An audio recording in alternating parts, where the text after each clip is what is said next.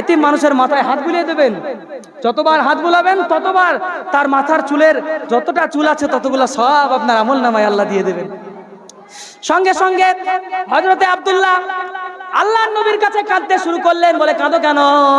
বলে, ও আমার নবী গো, আজ থেকে আমি ভেবেছিলাম আমার মা মরে গেছে, আমার আব্বা মরে গেছে, আমার আর কেউ নাই, কিন্তু এখন মনে হচ্ছে আমার আব্বাও মরে নাই, আমার বাপও মরে নাই। সুবহানাল্লাহ, আমার আব্বাও বেঁচে আছে, আমার মাও বেঁচে আছে।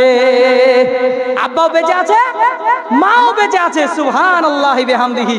সঙ্গে সঙ্গে নবীজি কাঁদতে শুরু করলেন। তারপরে আমার নবী কি করছেন এখন বলেন? একটু একটা দামি কথা বলি, যাদের গায়ে ধুলো লেগে থাকবে, মাথায় একদম উস্কো খুস্কো, গায়ে ধুলো দেখার মতো পরিস্থিতি না, এরকম একজন মানুষ যদি আপনার আমার বড় লোকের বাড়িতে সামনে দাঁড়ায়, দাঁড়িয়ে দেবে না? বড় লোকের বাড়ির বড় লোক একটা লোক দাঁড়িয়েছে রাস্তাতে, ধরেন মোটরসাইকেল নিয়ে দাঁড়িয়ে আছে, আর যদি গিয়ে বলে, বাবু আমাকে 10টা টাকা দেন না, বা কিছু বা খাওয়ান না, ওরে আল্লাহ, তাকে ধমক দিয়ে দাঁড়িয়ে দেবে। কিন্তু আমার নবীর চাইতে কে ধনী গো? আমার নবীর চাইতে কে দামি গো? এত দামি নবী, গায়ের ধুলো দেখলেন না, চাপড়ে ধরে পাশে বসিয়ে নিয়ে মাথায় বুলিয়ে নিয়ে খেজুরের আঠিটাও খেতে দেননি। খেজুরের আঠিটাও নবী ছাড়িয়ে খেজুরের আঠি বের করে খেজুরটা মুখে তুলে দিচ্ছেন। বলেন সুবহানাল্লাহ। দয়ার নবীজি আমরা তোমায় ভুলতে পারি না, দয়ার নবীজি আমরা তোমায় ভুলতে পারি না, তোমার আম্মা আমিনা গো, তোমার দুধমা হালিমা। লাস্ট গজল, এটা আমার সঙ্গে শুধু এইটুকু বলতে হবে, তোমার আম্মা আমিনা গো, তোমার দুধমা হালিমা। দয়ার নবীজি আমরা তোমায় ভুলতে পারি না, দয়ার নবীজি আমরা তোমায় ভুলতে পারি না, তোমার আম্মা আমিনা গো, তোমার দুধমা হালিমা, ও তোমার আম্মা আমিনা গো, তোমার দুধমা হালিমা। তুমি জন্ম নিলে মায়া আমিনার ঘরে, ফেরেশতারা আসে সেই ঘরে। তুমি জন্ম নিলে মায়া আমিনার ঘরে, ফেরেশতারা আসে সেই ঘরে। তুমি সিরাতে রাসূল মারিফাতের বুলবুল, তুমি সিরাতে রাসূল মারিফাতের বুলবুল, তোমার দোয়া কবুল করতে খোদা দেরি করে না। বল সুবহানাল্লাহ। তোমার দোয়া কবুল করতে খোদা দেরি করে না, তোমার আম্মা আমিনা গো, তোমার দুধমা হালিমা, ও তোমার আম্মা আমিনা গো, তোমার দুধমা হালিমা, ও তোমার আম্মা আমিনা গো, তোমার দুধমা হালিমা। দয়ার নবীজি আমরা তোমায় ভুলতে পারি না, দয়ার নবীজি আমরা তোমায় ভুলতে পারি না, তোমার আম্মা আমিনা গো, তোমার দুধমা হালিমা, ও তোমার আম্মা আমিনা গো, তোমার দুধমা হালিমা। তুমি জন্ম নিলে, তুমি গেলে যখন মা হালিমার ঘরে, খোদার রহম ঝরে যে পড়ে, মা হালিমা বলে খোদার রহম ঝরে পড়ে, মা হালিমা বলে খোদার রহম ঝরে পড়ে। আরে আমার ঘরে এলো দেখো ওই সোনার খাজানা। বলেন সুবহানাল্লাহ। এ আমার ঘরে এলো দেখো ওই সোনার খাজানা, তোমার আম্মা আমিনা গো, তোমার দুধমা হালিমা, ও তোমার আম্মা আমিনা গো, তোমার দুধমা হালিমা। দয়ার নবীজি আমরা তোমায় ভুলতে পারি না, দয়ার নবীজি আমরা তোমায় ভুলতে পারি না, তোমার আম্মা আমিনা গো, তোমার দুধমা হালিমা, ও তোমার আম্মা আমিনা গো, তোমার দুধমা হালিমা। তুমি মেষ চরাতে যাও রাখালের বেশে, তুমি মেষ চরাতে যাও রাখালের বেশে,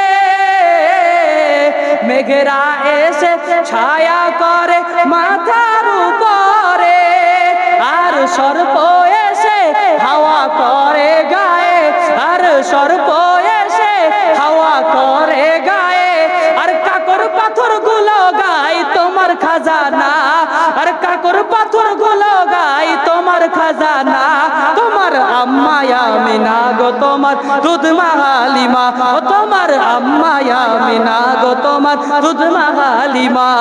দয়ার নবীজি আমরা তোমায় ভুলতে পারি না, দয়ার নবীজি আমরা তোমায় ভুলতে পারি না। তোমার আম্মা আমিনা গো তোমার দুধ মা হালিমা, ও তোমার আম্মা আমিনা গো আমার দুধ মা হালিমা। আমরা এই নবীকে পেয়েছি, এত দামি নবীকে পেয়েছি, বলেন আলহামদুলিল্লাহ। শেষ কথা এটাই, সেই আব্দুল উজ্জা যখন আব্দুল্লাহ হয়ে গেল, একদিন রাতের বেলায় সাহাবারা তাহাজ্জুদের নামাজ পড়ছেন বা ঘুমিয়ে আছেন, আর আব্দুল্লাহ জোরে জোরে কোরআন পড়ছে, খুব তার জোরে জোরে একবারে চিৎকার করে করে কোরআন পড়ছেন আব্দুল্লাহ। সকালবেলায় নবীজির কাছে ফজরের সময় শিকায়াত করা হলো যে ইয়া রাসূলুল্লাহ, ইয়া হাবিবাল্লাহ, নবী গো, আপনার ওই নতুন একজন সাহাবা এসেছে আব্দুল্লাহ নামে, এত জোরে কোরআন পড়ে আমরা ঘুমাতেও পারি না, নামাজও পড়তে পারি না ঠিক করে। তখন নবীজি বলছে তাকে জোরে জোরে পড়তে দাও। কোরআন জোরে জোরে যখন মানুষ পড়ে দিলের মধ্যে কষ্ট কমে, বলেন সুবহানাল্লাহ। তো হযরতে আব্দুল উজ্জা যখন আব্দুল্লাহ, সে আব্দুল্লাহ, আমার আব্দুল্লাহ এত কষ্ট পেয়েছে, এখন কদিন তাকে জোরে জোরে কোরআন পড়তে দাও, তাতে তোমাদের কষ্ট হয় হোক, তোমরা কষ্ট সহ্য করো, তোমরা ঘুম সহ্য করো, কষ্ট সহ্য করো, কিন্তু আব্দুল্লাহকে জোরে জোরে কোরআন পড়তে দাও। আব্দুল্লাহ জোরে জোরে কোরআন পড়ে মনের আনন্দটা মিটাক, বলেন সুবহানাল্লাহ। আপনি কোরআন পড়া জানেনই না, তো আপনি আনন্দ মিটাবেন কোত্থেকে? অমিতাভ বচ্চনকে চিনেন? অমিতাভ বচ্চনের নাম শুনেছেন? শুনেননি? সিনেমার হিরো অমিতাভ বচ্চন। অমিতাভ বচ্চন একদিন বলছে আমার মন খুব খারাপ, কয়েকদিন থেকে আমি কিছু খেয়ে আর কোন জায়গায় ঘুরে আর ট্যুর করে শান্তি পাচ্ছি না, তো শান্তির জন্য যদি কিছু পেতাম। খুব কাছের একজন মুসলমান বন্ধু ছিল, অমিতাভ বচ্চনকে একটা বুদ্ধি দিয়েছিল, আপনি হিন্দি ভার্সনে অথবা ইংলিশ ভার্সনে কোরআন আছে, আমাদের মুসলমানদের কোরআন, বুঝতেও হবে না, মানে বোঝার দরকারও নাই, আপনি শুধু ওই উচ্চারণটা লেখা আছে এমন একটা কোরআন কিনবেন, সকালবেলায় বেশিনির প্রতি এখন পরপর 2-10 দিন পড়েন, তারপরে আমাকে রেজাল্ট দেবেন। উনি খুব চিন্তায়, মানুষ কত চিন্তার আবার ডাক্তার হয়, ডাক্তার দেখিয়ে বেড়ায়, চিন্তা দূর হয় না। সেই মুহাম্মদুর রাসূলুল্লাহর কাছে পাঠানো কোরআন যখন তিলাওয়াত করতে শুরু করেছে, দেখে দেখে উচ্চারণগুলো পড়ছে, অমিতাভ বচ্চন তার পরের দিনই, বেশি দিন না, তার পরের দিন এসে খোঁজ নিচ্ছে, বলে আমি টোটাল ভালো হয়ে গেছি, বলেন সুবহানাল্লাহ। এই হচ্ছে কোরআন। আরে কোরআন পড়লে দিল মজে যায়, কোরআন পড়লে দিল ঠান্ডা হয়ে যায়। কোরআনটা যারা পড়তে জানে না তাদেরকে আজকে বলেন যে মসজিদে কোরআন আছে, বুকে একটু ধরিয়ে দেখেন কেমন লাগে। কোরআনটা শুধু বুকে হাতে ধরে একটু অনুভব করেন যে আমি কি নিয়েছি আর কি মজা আসছে। আল্লাহ, এত দামি জিনিস আমরা পড়তে শিখলাম না, আফসোস আফসোস আফসোস। অথচ নবীকে বলি আই লাভ ইউ ইয়া রাসূলুল্লাহ, I respect you, I love you, এই বলছি আমরা, অথচ আই ফলো ইউ। কিন্তু আপনি না ফলো করছেন, না রেসপেক্ট করছেন, না ভালোবাসছেন। নবীজির সবচাইতে পছন্দনীয় শিক্ষা ছিল কোরআন, শিখলাম না। নবীজির সবচাইতে পছন্দনীয় কাজ ছিল নামাজ, পড়লাম না। তারপরেও যদি বলি I am a perfect Muslim and I am a perfect follower of the Prophet Muhammad sallallahu alaihi wasallam, you are saying wrong, totally, absolutely you are telling wrong. এই জন্য আর লম্বা কথা না বলে আপনাদের কাছ থেকে বিদায় নিতে চাইবো। আমি আপনাদের জানি না কতটুকু আলোচনা কি করেছি, এই আলোচনার মধ্যে হয়তো কেউ বয়সে বেশি কম, বয়োজ্যেষ্ঠ সমবয়স্ক, কথাবার্তার মধ্যে অল্প বয়সী মানুষ মাত্র, আমার 25 বছর বয়স, এই বয়সে কথাবার্তা বলতে গিয়ে হয়তো বয়স অল্প, তো তেজ আছে, হয়তো এটা ওটা বলেও ফেলতে পারি। আওয়াজে যদি কোনো কষ্ট পেয়ে থাকেন, কথার মধ্যে যদি ব্যথা পেয়ে থাকেন, তাহলে আপনাদের কাছে আমি ক্ষমা প্রার্থী। আর আজকের আলোচনাটি আমি আর লম্বা করতে চাইবো না, আপনাদের কাছে আজকের আলোচনা এখান থেকে ইতি করব। মাওলানা সাহেব মনে হয় কিছু বলবেন, শেষ কথা, শেষ দোয়ায় অংশগ্রহণ করবেন। এই জন্য আমরা ইনশাআল্লাহ আপনাদের কাছে আমি আমার এই আলোচনার ইতি টানছি। সবাই আমার জন্য দোয়া রাখবেন। আমি আলহামদুলিল্লাহ শুধু এখানকার কথা হাফেজ সাহেব বলেছেন, তাই এত দূরে এত এইরকম প্রোগ্রামের জন্য আলহামদুলিল্লাহ আমি এসেছি। আমার কোনো বড়ত্ব নয়, তবে আলহামদুলিল্লাহ আমাকে গোটা পশ্চিম বাংলার সব জায়গায় বর্তমান আল্লাহ নিয়ে যায়, সব জায়গায় আমি আলোচনা করছি। মোবাইল থেকে এভাবে যারা ভিডিও করছিলেন এ কোনো প্রয়োজনই নাই। মাওলানা রাহিবুল ইসলাম ওয়াজ, মাওলানা রাহিবুল ইসলাম ওয়াজ লিখলে অথবা আমাদের যিনি ইউটিউবার আছে সব ক্লাস, আপনাদের জালসাটাও যদি দেখতে চান বা আরো বিভিন্ন যেটা আপডেট বর্তমান করছি, এটা হচ্ছে এমডি মাসুম ওয়াজ, চ্যানেলের নাম হচ্ছে এমডি মাসুম ওয়াজ, সহজ নাম মাসুম, এমডি মাসুম ওয়াজ।